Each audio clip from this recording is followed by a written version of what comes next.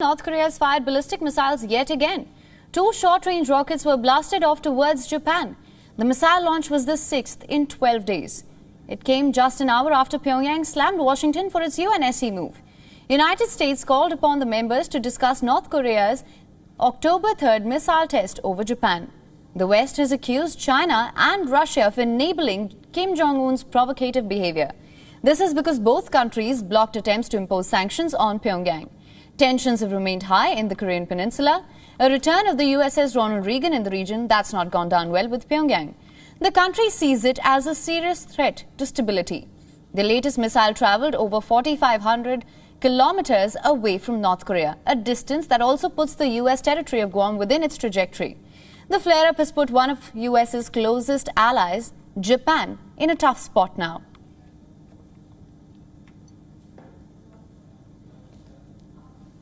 北朝鮮は特に今年に入ってからかつてない高い頻度で、かつ新たな対応でのミサイル発射を繰り返しております。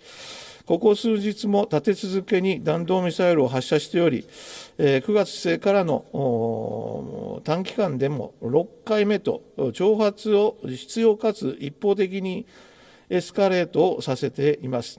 一連の北朝鮮の行動は我が国、地域及び国際社会の平和と安全を脅かすものであり、断じて容認できません。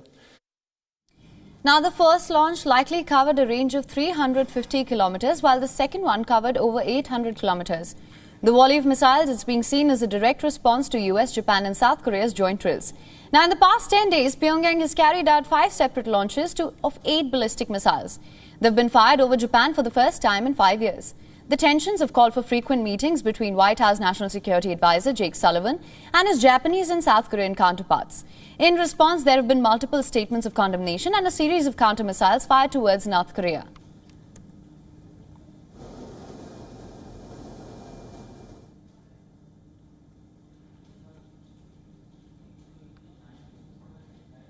Now, for more on this, we're being joined by our correspondent, Chris Gilbert from Tokyo. Chris, thank you for joining us. Another launch of ballistic missiles. Do you see this as a sign of heightened tensions and volatility in the region?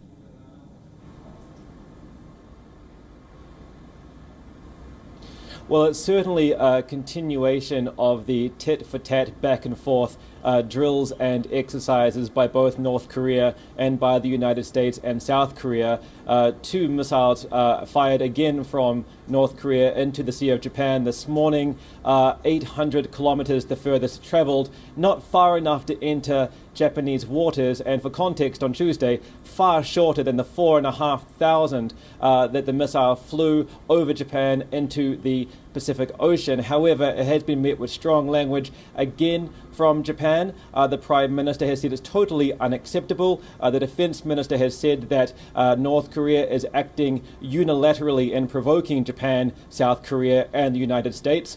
And the US Secretary of State Antony Blinken, he has said that if North Korea continues down this path, it will increase condemnation, increase its isolation, and increase the steps taken in response. But of course, Pyongyang's not doing this in a vacuum. It says it's responding to the United States moving one of its warcraft into the area, and of course to military drills and missile launches that South Korea has conducted recently as well. And the UN Security Council is talking about this at the moment. The US ambassador there has actually pointed the finger towards Russia and China for enabling and emboldening North Korea to carry out these launches. And it comes at a pivotal time for all these powers because the Chinese 20th Party Congress is right around the corner, as is the US midterm elections. And there are concerns that North Korea may use these world events to draw attention to itself yet again with a nuclear launch.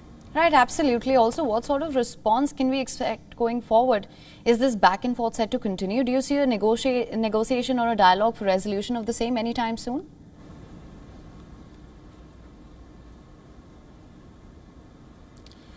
Well, North Korea is going to want to continue firing missiles, and the United States, South Korea and Japan are going to continue to feel emboldened to condemn them for that. I actually spoke to a defense analyst just about this morning, and he said that the United States have effectively accepted that North Korea is a nuclear power, and as long as it doesn't cross any red lines, namely attacking a neighbor, it's free to fire these missiles as long as it doesn't actually attack anybody. And at the same time, North Korea may not want to attack a neighbor, because if it did, it would be significantly outgunned. But as far as Japan goes, it has doubled down yet again on its vow to significantly increase its defense capability in the region and secure its position. All right, Chris, thank you so much for joining us with all your inputs on this. WION is now available in your country. Download the app now. Get all the news on the move.